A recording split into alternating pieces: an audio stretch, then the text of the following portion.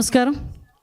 ఈరోజు ఈ 15 నెలల ఎన్డీఏ కూటమి పరిపాలనలో మీ అందరికీ తెలుసు, ఈరోజు ప్రజలందరూ కూడా ఒక ప్రశాంతమైన వాతావరణాన్ని గడపడం ఒక ఎత్తు అయితే, ఒక పక్క నుంచి అభివృద్ధి కార్యక్రమాలు, ఒక పక్క నుంచి సంక్షేమ కార్యక్రమాలు, మరోవైపు నుంచి సమాజానికి దిక్సూచి, సమాజానికి జీవనాడి అయినటువంటి విద్య వైద్య విషయంలోని కూడా ప్రత్యేకమైన దృష్టి పెట్టి ఈరోజు ఎన్డీఏ కూటమి ప్రత్యేకంగా గౌరవ ముఖ్యమంత్రి గారు నారా చంద్రబాబు నాయుడు గారు కేంద్ర సహాయ సహకారములతో ఈరోజు ఎన్డీఏ కూటమి సహాయ సహకారంతో ఈ గవర్నమెంట్ని ఎంత ముందుకు తీసుకెళ్తున్నారో మనందరికీ అర్థమవుతుంది. లాస్ట్ 5 సంవత్సరాల తాలూకా విధ్వంసాన్ని ఒక పక్క నుంచి మనం అన్నీ కూడా సెటరేట్ చేస్తూనే, ఒక పక్క నుంచి రాష్ట్రానికి ఒక దిశానిర్దేశం ఇవ్వాలి, ఒక ప్రణాళికతో పక్కా ప్రణాళికతో 2047కి రాష్ట్రాన్ని ఒక నెంబర్ 1 స్థానంలో నిలబెట్టాలనే ఉద్దేశంతో గౌరవ ముఖ్యమంత్రి గారు ఈరోజు పనిచేయడం మనందరికీ కూడా తెలుసు. ప్రత్యేకంగా మళ్ళీ నమ్మే వ్యక్తి, ముఖ్యంగా విద్యా వైద్య విషయంలో ప్రజలకి అందుబాటులో ఉండేటట్టుగా అయితే ఈ రాష్ట్రాన్ని మరింత ముందుకు తీసుకెళ్లగలమని బలంగా నమ్మిన వ్యక్తి గౌరవ ముఖ్యమంత్రి గారు చంద్రబాబు నాయుడు గారు. అయితే ఈ సమయంలో ఈరోజు దానికి ప్రత్యేకమైన స్థానం కల్పించడమే కాకుండా సుమారుగా మొన్న క్యాబినెట్లో కూడా 1,25,00,000 కుటుంబాలకి 25 లక్షల వరకు కూడా ఎన్టీఆర్ వైద్య సేవ ద్వారా ఈరోజు వాళ్ళందరికీ కూడా వైద్య సహాయం అందించేదానికి నిర్ణయించడం ఒక పరిణామం అయితే, ఈరోజు ప్రత్యేకంగా ప్రతి ఒక్క కూడా మెడికల్ కాలేజీలు అదేవిధంగా ఆసుపత్రులు ఉన్న చోట వ్యక్తుల కాలతో జీవన ప్రమాణాలు మెరుగుపడతాయి, వాళ్ళకి సరైన వైద్యం అందించగలం అనే ఉద్దేశంతో ఈరోజు వైద్య కళాశాలని కూడా ఏర్పాటు చేయడం అనేది నిజంగా ఒక శుభ పరిణామం కింద భావించాలి. ఈరోజు పరిస్థితి ఎలా వస్తుందిరా అంటే, బెంగళూరులోని ఫుల్ టైం ఉంటారు, ఆంధ్రప్రదేశ్ రాష్ట్రానికి పార్ట్ టైం వస్తారు, వచ్చినప్పుడు కూడా కొంత బురద తీసుకొచ్చుకుంటాడు, 2 గంటలు వాళ్ళ సొంత మీడియాలో కూర్చొని ఆ బురద జల్లడమే పరమావధిగా పెట్టుకొని బురద జల్లే కార్యక్రమానికి శ్రీకారం చుడతాడు. నేను ఇన్ని మాటలు ఎంత ఇంట్రడక్షన్ ఇచ్చానంటేనే మీకు అర్థమై ఉంటుంది నేను ఎవరి గురించి మాట్లాడుతున్నానో. ఆయనే ఈరోజే మా వాళ్ళు అన్నారు, ఈ లండన్ మందులు మానేసి మెడికల్ కాలేజీల గురించి మాట్లాడుతున్నాడండి అని. అంటే అతనే మీ అందరికీ తెలుసు, పులివెందుల ఎమ్మెల్యే గారు జగన్మోహన్ రెడ్డి గారు. అయితే జగన్మోహన్ రెడ్డి గారు దేని గురించి మాట్లాడినా కాసేపు ప్రజలందరూ కూడా ఆలోచించుకునేవారే, కానీ ఈరోజు మెడికల్ కాలేజీల గురించి, ముఖ్యంగా పీపీపీ విధానంలో ఈరోజు గవర్నమెంట్ తీసుకున్న ఇనిషియేషన్స్ గురించి ప్రజల్ని తప్పుదోవ పట్టించే విధంగా, ప్రజల్ని భయభ్రాంతులు గురి చేసే విధంగా, ప్రజల్లో ఒక కన్ఫ్యూజన్ క్రియేట్ చేసే విధంగా అతని తాలూకా ప్రయత్నం చూస్తుంటే అది ప్రయత్నం మాత్రమే. ఎందుకంటే ప్రజలు కూడా చాలా క్లారిటీగా ఉన్నారు, ప్రజలు కూడా చాలా క్లియర్గా ఉన్నారు. ఎన్డీఏ పార్టీ పట్ల, ఎన్డీఏ కూటమి పట్ల నిబద్ధతతో పనిచేస్తున్నామన్న నమ్మకం ప్రజల్లో ఉంది. సో నేను ఈరోజు కూడా రావడానికి గల ప్రధానమైన కారణం ఏంటంటే, మొన్న మీటింగ్లో చూశాను ఒకసారి. ఓవరాల్గా చూస్తూ ఉంటే అతను ఏం మాట్లాడుతున్నాడంటే, అతగాడి హయాంలో సుమారుగా 17 మెడికల్ కాలేజీలు వచ్చేసినాయి. ఈ 17 మెడికల్ కాలేజీలు ఉన్నట ఆ దారంటే వెళ్తుంటే సైడ్కి తిరిగి చూస్తే అక్కడ మెడికల్ కాలేజ్ కనిపిస్తే ఆహా అని చిన్న గ్యాప్ ఇచ్చి ప్రజలందరూ కూడా ఆశ్చర్యపోతున్నారట. అయితే ఆయన అన్న తర్వాత మేము కూడా ఒకసారి చూద్దాం ఈ 17 కాలేజీల్లో ఆహా అనేటంతగా ఎంత ఉన్నదా అని ఒకసారి చూసేసరికి ఒక్కసారి మీరు కూడా ఒకసారి చూడాలి. ఇక్కడ for example Madanapalle medical college అండి. ఇది మదనపల్లి మెడికల్ కాలేజ్కి సంబంధించి ప్రభుత్వ వైద్య కళాశాల బోర్డు అయితే మాత్రమే ఉంది, ఆహా అనడానికి బోర్డు ఉంది. సో ఇక్కడ ఫర్ ఎగ్జాంపుల్ ఇది మెడికల్ కాలేజ్ తాలూకా ప్రాంగణం కట్టడం. ఓకే, ఇక్కడ మనం ఏమనుకోవాలి, ఈ పిల్లర్ ఏమో ల్యాబ్ అనుకోవాలి, ఈ పిల్లర్ ఏమో రీడింగ్ రూమ్ అనుకోవాలి, లేదు అనుకుంటే ఈ పిల్లర్ ఏమో ఒక లైబ్రరీ అనుకోవాలి. అలా అనుకుంటేనే తప్ప ఇది మెడికల్ కాలేజ్ అన్న సంగతి మన ఎవరికి అర్థం కాదు. ఒకసారి మీరే చూద్దరు కానీ ఒకసారి ఇది మదనపల్లి మెడికల్ కాలేజ్. ఇక్కడ చూసి ఆగి ఆహా అనే వాళ్ళు ఎవరైనా ఉన్నారా? మీ బతుకు చెడ అనుకున్న వాళ్ళు ఎవరైనా ఉన్నారా అండి? సారీ టు సే, నేను కొన్ని పదాలు తప్పట్లా.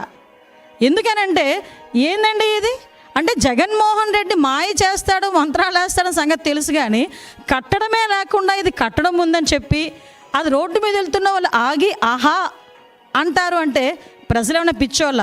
ఇది నిజంగా జగన్మోహన్ రెడ్డి ఆ రోజు మాట్లాడడం అన్నది నిజంగా చెప్పాలంటే ఒక రకంగా ఆయన గొయ్యి ఆయన తవ్వుకున్నట్టే. ఎందుకంటే 17 కాలేజీలు కట్టేసాము, 17 కాలేజీలు అడ్మిషన్స్ అయిపోతున్నాయి, మేము ఇలా చేసాము, ఇంతమంది ఏంటంటే ఇంకో మాజీ మంత్రి అంటాడు, ఆయనకి తెలుగు ఉండి మాట్లాడుతున్నాడో తెలుగు లేక మాట్లాడుతున్నాడో తెలియట్లా, ఇంటికి ఒక వైద్యుడిని అందిద్దామని జగన్మోహన్ రెడ్డి అనుకున్నాడంట. ఇంటికి ఒక వైద్యుడిని అందిద్దామని జగన్మోహన్ రెడ్డి అనుకుంటే ఈ 17 కాలేజీల్లో ఇంకో మచ్చుతునక ఎక్కడంటే ఇది మార్కాపురం జస్ట్ చూడండి ఒకసారి, ఏ స్టేజ్లో ఉందో ఒకసారి చూడండి. ఇది మార్కాపురం మెడికల్ కాలేజ్. ఇందులో అడ్మిషన్స్ అయితే ఎక్కడ కూర్చొని చదువుకుంటారు విద్యార్థులు? కనీసం ఫ్యాకల్టీ ఇవ్వడానికైనా ఒక ఆస్కారం ఉందా? ఎంత పర్సంటేజ్ ఇందులో కంప్లీట్ అయ్యి ఉంటుందో ఒకసారి ఆలోచన చేయండి. ఆహా అనుకునే స్ట్రక్చర్ ఇది ఒకటి. Next structure Bapatla medical college ఇది. ఇవన్నీ ఆయన 17 మెడికల్ కాలేజీలు నేను ఇచ్చాను అని చెప్తున్న దాంట్లో మచ్చుతునకలు ఇవన్నీ నేను చెప్తున్నవి. ఒకసారి ఇది చూడండి, ఒకసారి ఇది ఏ స్టేజ్లో ఉందో చూడండి. ఇవన్నీ కూడా ఈరోజు what ever it Jaganmohan Reddy నేను ఇచ్చాను మెడికల్ కాలేజీలు, వీటిలన్నింటినీ ప్రైవేటు పరం చేసేసి వైద్య విద్యని ప్రజలకి దూరం చేస్తున్నారు అన్న పదానికి ఈరోజు మీరు అందరూ ఒకసారి ఆలోచన చేసుకోవాల్సిన పరిస్థితి ఏదైనా ఉంది. సో ఇవన్నీ కూడా పాలకొల్లు మెడికల్ కాలేజ్ అండి ఇది. ఒకసారి మీరే చూడండి, పాలకొల్లు మెడికల్ కాలేజ్ ఇది ఏ స్టేజ్లో ఉందో ఒకసారి చూడండి. ఇందులో ఎక్కడ ల్యాబ్ పెడతావు? ఎక్కడ ఈరోజు అడ్మిషన్స్ ఇస్తే ఎక్కడ తీసుకెళ్ళి కూర్చోబెడతావు? ఈరోజు ఎక్కడ ఈ మొండిగోడల మధ్యలో కూర్చోబెట్టాలా పిల్లల్ని తీసుకెళ్ళి అడ్మిషన్ తీసుకొని? పాటలు ఎక్కడ చెప్పుకోవాలి? నర్సీపట్నం మెడికల్ కాలేజ్ చూడండి ఒకసారి, ఇది నర్సీపట్నం మెడికల్ కాలేజ్.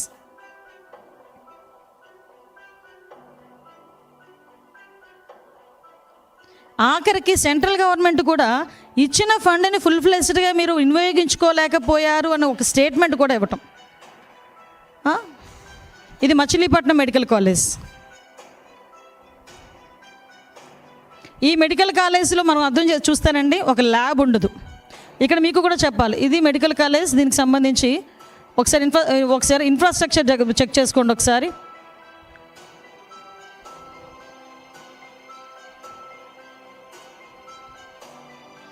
ఇవి ఈయన అనుకుంటున్న మెడికల్ కాలేజీలు. ఇది పెనుగొండ. నిన్ననే మా మంత్రి గారు కూడా ఒకసారి వెళ్ళి చూపించి వచ్చారు అందరికీ కూడా. ఇది పెనుగొండ మెడికల్ కాలేజ్. ఏ వైద్య విద్యార్థులను ఇందులోంచి తీసుకొద్దామండి? ఏ వైద్యుల్ని, ఇంటికి ఒక వైద్యుడిని ఇలాంటి చోట నుంచి తీసుకొద్దామా? ఇంటికి ఒక వైద్యుడిని ఇలాంటి చోట చదివించి ఈరోజు వైద్య ప్రమాణాలని, జీవన ప్రమాణాలని పెంచడానికి ఏమైనా ఆస్కారం ఉందా అసలు? నంద్యాల మెడికల్ కాలేజ్ ప్రారంభకులు చూసారు, అక్కడ శంకుస్థాపనలు రాయలేదు మాత్రం పర్ఫెక్ట్గా ఉన్నాయి. ఆ శంకుస్థాపనకే పరిమితమయ్యే పరిస్థితి. So Nandyal medical college. ఈ రకంగా చూసుకుంటే మ్యాక్సిమం అన్ని మెడికల్ కాలేజీల్లో కూడా పరిస్థితి ఇదే పరిస్థితి ఉంది మనకి. Next Rajahmundry medical college. ఇది స్టేజ్ రాజమండ్రి మెడికల్ కాలేజ్. ఆహా అనుకుని ఆగేమేమైనా ఉన్నాయేమో మీరు చెప్పాలి నాకు ఒకసారి. సంభ్రమాశ్చర్యాలకు గురి కావడం కాదండి. అంటే జగన్మోహన్ రెడ్డి ఏదో అంటారు కదా, దేన్నైనా మసిపూసి మారేడుకాయ చేయగలరు అని ఇంకొకసారి ప్రజలకు అర్థమయ్యేటట్టు జగన్మోహన్ రెడ్డి చేసుకున్నాడు ఈ విషయంలో. అది మాత్రం క్లియర్. అంటే జరగనిది కూడా జరిగినట్టుగా క్రియేట్ చేయడానికి సాక్ష్యాలు ఏమైపోతాయండి ఈరోజు? ఒకసారి చూడండి, అమలాపురం మెడికల్ కాలేజ్.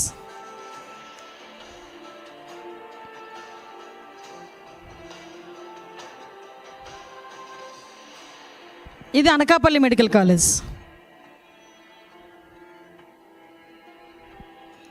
ఇది స్ట్రక్చర్.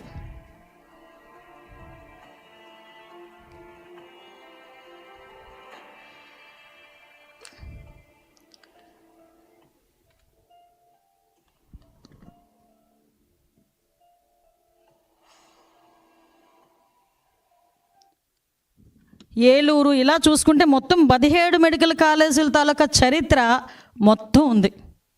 ఇలాంటి పరిస్థితుల్లో నేను మెడికల్ కాలేజీలు ఇచ్చేసాను, ఇప్పుడు చంద్రబాబు నాయుడు గారు వచ్చి వైద్య విద్యని పేదలకు దూరం చేస్తున్నారు అని నోటికొచ్చినట్టు అబద్ధాలు వల్లించడం అనేది చూస్తూ ఉంటే నిజంగా చాలా సిగ్గనిపిస్తుందండి. ఈరోజు సుమారుగా 8,500 కోట్లు మెడికల్ కాలేజ్ నిర్మాణానికి అవసరమైన మొత్తం వ్యయం అయితే ఓవరాల్గా చూసుకుంటే కేవలం 5 ఏళ్ళలో ఖర్చు పెట్టింది 1,450 కోట్లు. అంటే ఈరోజు విద్యా వైద్య అనేది సమాజానికి ఎంత వెలుగునిచ్చే ఒక అంశం అయితే దాన్ని కూడా లాస్ట్ 5 సంవత్సరాల్లోని కూడా తొక్కిపెట్టి ప్రజలకి విద్యని వైద్యని దూరం చేసిన పరిస్థితి జగన్మోహన్ రెడ్డిదైతే, ఈరోజు ఆర్థిక పరిస్థితులు ఎలా ఉన్నా కూడా, ఎన్ని అప్పుల పాలైనా కూడా కంపల్సరీగా అభివృద్ధితో పాటు సంక్షేమంతో పాటు విద్యా వైద్య డెఫినెట్గా ప్రతి పేదవాడికి ఇవ్వాలి అనే ఉద్దేశంతో ఈరోజు రాష్ట్ర ప్రభుత్వం తీసుకుంటున్న అనేకమైన సంచలనాత్మక నిర్ణయాలని స్వాగతించడం పక్కన పెడితే కనీసం దాని మీద బురద జల్లే ప్రయత్నం చేస్తున్నారని చెప్పడానికి ఇది ఒక ఉదాహరణ. అంటే ఈరోజు పీపీపీ మోడల్ అనేసరికి ఎందుకు ఉలిక్కి పడుతున్నాడో నాకు అర్థం కావట్లేదు. పీపీపీ మోడల్ అంటే పబ్లిక్ ప్రైవేట్ పార్ట్నర్షిప్ అండి. ఇది జేపీపీ మోడల్ కాదు, జగన్ ప్రైవేట్ పార్ట్నర్షిప్ కాదు, ఇది పీపీపీ, పబ్లిక్ ప్రైవేట్ పార్ట్నర్షిప్.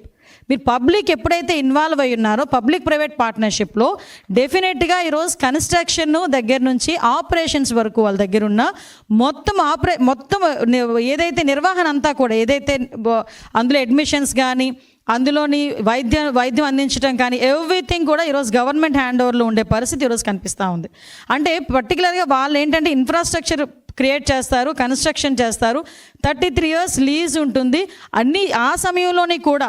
ఆ సమయంలోని కూడా డెఫినెట్గా మొత్తం ఆపరేషన్ సిస్టమ్ అంతా కూడా గవర్నమెంట్ చేస్తుంది. అందులో అడ్మిషన్స్ కూడా యాజ్ పర్ గవర్నమెంట్ రూల్స్ ప్రకారమే జరుగుతాయి. ఈరోజు కొత్తగా పీపీపీ మోడల్లో ఏదో ఆంధ్రప్రదేశ్ గవర్నమెంట్ వచ్చి వైద్య కళాశాలలో ఉన్న సీట్లను అమ్ముకుంటుంది అని మీరు అంటున్నారు, కానీ యాజ్ పర్ ఎన్ఎంసి రూల్స్ ప్రకారం కూడా 1999 యాక్ట్ ప్రకారం కూడా పీపీపీ మోడల్లో మెడికల్ కాలేజెస్ ఇవ్వచ్చు అని నేషనల్ మెడికల్ కౌన్సిల్ కూడా ధృవీకరించింది. యాజ్ పర్ దట్ ఈరోజు మనం చూసుకుంటే మన పక్క రాష్ట్రమైన కర్ణాటకలోని ఆల్రెడీ 12 మెడికల్ కాలేజెస్ కన్స్ట్రక్షన్ అవుతున్నాయి. అదేవిధంగా ఈరోజు ఉత్తరప్రదేశ్లో కూడా ఇంకొక 12 మెడికల్ కాలేజెస్ రన్ అవుతున్నాయి. అంటే పీపీపీ మోడల్లో నేను చెప్తున్నా. ఈరోజు ఈ పీపీపీ మోడల్లోని మీరు మాట్లాడుతున్నట్టుగా ల్యాండు, హాస్పిటల్ ప్రొవైడింగ్ అన్నీ కూడా ఈరోజు గవర్నమెంట్ చూసుకుంటే కన్స్ట్రక్షను, టీచింగ్, నాన్ టీచింగ్ వాళ్ళకి సంబంధించిన అడ్మినిస్ట్రేషన్ కూడా వాళ్ళు ప్రైవేట్ ఈ పీపీపీ మోడల్లో మనం చేసుకుంటాం. అంటే ఓవరాల్గా చూసుకుంటే గవర్నమెంట్ హ్యాండ్ ఓవర్లు ఇప్పుడు ఏదైతే మీరు కన్వీనర్ కోటా 50%, మామూలు జనరల్ కోటా 50%, ఆ రోజు మీరు పెట్టింది ఏదైతే సిస్టమ్ ఉందో యాజ్ టీ సిస్టమ్ని కూడా ఈ రోజుకి కూడా మేము రన్ చేయడానికి సిద్ధపడ్డాం. అంటే ఈరోజు పీపీపీ మోడల్ వల్ల ఏ ఒక్క సీటు కూడా పేదలకు అందుబాటులో లేకుండా ఉండదు. యాజ్ పర్ రూల్ ఏదైతే జరుగుతుందో ఇంతవరకు ఎలాగైతే జరిగినాయో అలాగే జరుగుతాయి. ఇందులో మా తాలూకు ఉత్సుకత ఏంటంటే తొందరగా పని అవ్వాలి, తొందరగా ఈరోజు మెడికల్ కాలేజెస్ ఓపెన్ అవ్వాలి. మీ అందరికీ తెలుసు 2024 జూలై 24 అనుకుంటా, ఐ థింక్ సో, ఆ రోజు ఈ ఎన్ఎంసీ వాళ్ళు నేషనల్ మెడికల్ కౌన్సిల్ వాళ్ళు ఒక ఎంక్వైరీ చేసి వాళ్ళకు రిపోర్ట్ ఇచ్చి ఎట్టి పరిస్థితుల్లోనే ఇక్కడ అడ్మిషన్స్ ఇవ్వడానికి అవ్వదు అని చెప్పి ఆ రోజు ఒక రిపోర్ట్ కూడా మన మొహాన కొట్టారు. ఆ రోజు మన సంగతి చూసుకుంటే వాళ్ళు ఏం చెప్పారంటే 47% మాత్రమే ఇక్కడ వర్క్లు అయినాయి, ఇన్ఫ్రాస్ట్రక్చర్ ఇంకా లేదు. 47% కూడా అవ్వాల. 47%తో మేము ఇవ్వలేము. ఫ్యాకల్టీ లేరు, ప్రొఫెసర్స్ లేరు, అసోసియేట్ ప్రొఫెసర్స్ లేరు, ల్యాబులు లేవు, కనీసం ఒక లైబ్రరీ లేదు, క్లాస్ రూమ్ సరిగా లేవు. ఇన్ని ఇన్ఫ్రాస్ట్రక్చర్స్ లేని కారణంగా మేము అడ్మిషన్స్ ఇవ్వలేము అని చెప్పి చాలా క్లియర్గా నేషనల్ మెడికల్ కౌన్సిల్ వాళ్ళు 2024 జూలై 24 ఆ రోజు మనందరికీ కూడా ఒక పేపర్లో కూడా ఒక రిపోర్ట్ వచ్చింది, మనందరికీ కూడా ఒక సర్క్యులర్ వచ్చింది. అంటే మీరు లాస్ట్ 5 సంవత్సరాలు చేసిన పాపానికి కనీసం ఒక అడ్మిషన్ కూడా తీసుకొచ్చుకునే పొజిషన్ రాలేకుండా పోయింది. పైగా ఈరోజు మా మీద ఏమి బురద చల్లుతారు, మేమేదో అడ్మిషన్స్ వెనక్కి పంపించాము అన్నట్టుగా పెడతారు. 2 నెలల కాలంలో కనుక ఇన్ఫ్రాస్ట్రక్చర్ అంతా కూడా మీరు ఇస్తే డెఫినెట్గా మేము అడ్మిషన్స్ ఇస్తాము అంటే ఈజ్ ఇట్ పాసిబుల్? మీరు ఇప్పుడు చూసారండి, ఫర్ ఎగ్జాంపుల్ ఏలూరు కాలేజ్ పరిస్థితి ఇలా ఉంది. ఏలూరు కాలేజ్లో ఈ స్ట్రక్చర్ ఇలా ఉంది. దీని 2 నెలల కాలంలో నువ్వు ఈ స్ట్రక్చర్ పూర్తి చేసుకొని, లేకపోతే దీనిలో ఇన్ఫ్రాస్ట్రక్చర్ ఇచ్చుకొని లెక్చరర్స్ని, అసోసియేట్ ప్రొఫెసర్స్ని, ల్యాబ్ని, లైబ్రరీలని ఇవన్నీ కూడా ఎస్టాబ్లిష్ చేయగలమా 2 monthsలో? ఇదిగో పాడేరు మెడికల్ కాలేజ్ పరిస్థితి. అంటే 2 నెలల కాలంలో అది జరిగే పరిస్థితి కాదు కాబట్టి ఆ రోజు మేము కూడా కాసేపు ఆగాల్సి వచ్చింది. దాన్ని ఏ రకంగా ప్రొజెక్ట్ చేశారండి? వచ్చిన మెడికల్ సీట్లు వెనక్కి పంపించేశారు. అంటే మీకు బుర్రుండి మాట్లాడుతున్నారా, బుర్ర లేకుండా మాట్లాడుతున్నారా? అంటే ఏదో రకంగా మేము దాని మీద బురద చల్లాలి అనే ఉద్దేశంతో మాట్లాడుతున్నారు తప్పించి అందులో ఏమైనా వాస్తవాలు ఉన్నాయా? ఈరోజు ఆఖరికి మెడికల్ కాలేజీలకి ఇవ్వాల్సిన సొమ్ముని కూడా కొన్ని సందర్భాల్లో వీళ్ళు వేరే వాటికి కూడా ఉపయోగించుకునే పరిస్థితి కూడా కనిపించింది. అంటే ఈరోజు వైద్య విద్యని సామాన్య మానవుడికి ఎంత మేరకు దూరం చేయాలో అంత మేరకు కూడా దూరం చేసి ఈరోజు మళ్ళీ మెడికల్ కాలేజీల మీద పీపీపీ విధానంలో వెళ్తూ ఉంటే ఈరోజు ఎన్డీఏ కూటమి మీద ఈరోజు బురద చెల్లుతున్నారు. ఈరోజు ఒకటే మేము మాట్లాడుతున్నామండి, ఈరోజు వైద్య విద్య అన్నది ప్రతి ఒక్క పేదవాడికి కూడా అందాలి అని ఉద్దేశం. ముఖ్యంగా వైద్య విద్య గనక పెరిగితే, వైద్య ప్రమాణాలు పెరిగితే జీవన ప్రమాణాలు మెరుగుపడతాయని నమ్మిన సిద్ధాంతాన్ని నమ్మిన వ్యక్తిగా ఈరోజు గౌరవ ముఖ్యమంత్రి గారు కానీ, గౌరవ ఉప ముఖ్యమంత్రి గారు కానీ, లోకేష్ బాబు గారు కానీ ప్రత్యేకంగా దీని మీద దృష్టి పెట్టి సెంట్రల్ గవర్నమెంట్ కూడా సహాయ సహకారాలతో ఈరోజు ముందుకెళ్తున్నాం. దీన్ని కూడా ఒక్కసారి ఆలోచన చేసుకుంటే దీన్ని కూడా డైజెస్ట్ చేసుకోలేని పరిస్థితిలో ఈరోజు జగన్మోహన్ రెడ్డి ఉండి దీని మీద బురద జల్లడానికి ప్రయత్నం చేస్తున్నారు. అంటే ఈరోజు ఎవరైనా ముందుకు వస్తే, అంటే నిన్న మొన్న చూసాం, టెండర్లకు ముందుకు వచ్చినా కూడా ఈయన వార్నింగ్